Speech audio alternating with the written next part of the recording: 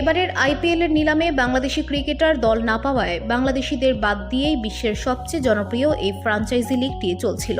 তবে আসরের শেষ সময়ে এসে তা পরিবর্তিত হতে যাচ্ছে। স্থগিত থাকা আইপিএল শুরু হবে 17 মে। আর এই বাকি অংশের জন্য দল পেয়েছেন বাংলাদেশের কাটার মাস্টার মুস্তাফিজুর রহমান। গত আসরে চেন্নাইয়ের হয়ে খেলা এই বোলার এবার খেলবেন দিল্লির হয়ে।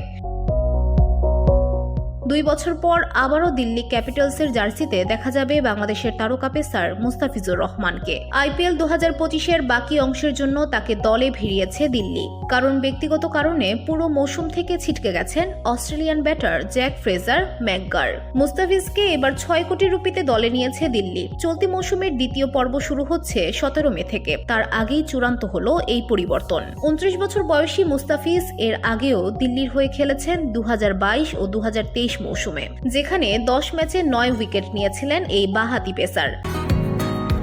বসুন্ধরা, উত্তরা, বনশ্রী, কুড়িল ও বাড্ডা সহ রাজধানীর বিভিন্ন স্থানে অভিজাত ও অত্যাধুনিক মানের ফ্ল্যাট কেনার এক নির্ভরযোগ্য প্রতিষ্ঠান প্লেজেন্ট প্রপার্টিজ লিমিটেড। তাই আপনার স্বপ্নের আবাসনের জন্য আজই যোগাযোগ করুন। Pleasant properties limited, where destiny matches eventually. তবে 2024 সালে তিনি খেলেছেন চেন্নাই সুপার কিংসের হয়ে, যেখানে 9 ম্যাচে নিয়েছিলেন 14 উইকেট, যার মধ্যে ছিল একটি 4 উইকেটের ইনিংস। চেন্নাই শেষ পর্যন্ত তাকে রিটেন না করায় গত বছরের নভেম্বরে জেদ্দায় অনুষ্ঠিত মেগা নিলামে তিনি অবিক্রিত থেকে যান। তবু টি-20 অভিজ্ঞতায় মুস্তাফিজ আজও সমান গুরুত্বপূর্ণ। 2015 সালে অভিষেকের পর থেকে এখন পর্যন্ত 281 ম্যাচে 351 উইকেট রয়েছে তার ঝুলিতে। চলতি বছরের শুরুতে বাংলাদেশ প্রিমিয়ার লিগেও বিপিএল দুর্দান্ত পারফরমেন্স করেছেন Mustafiz.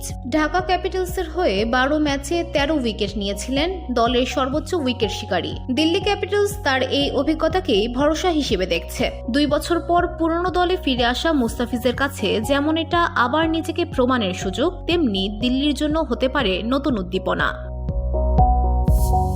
VOD Bangla news desk.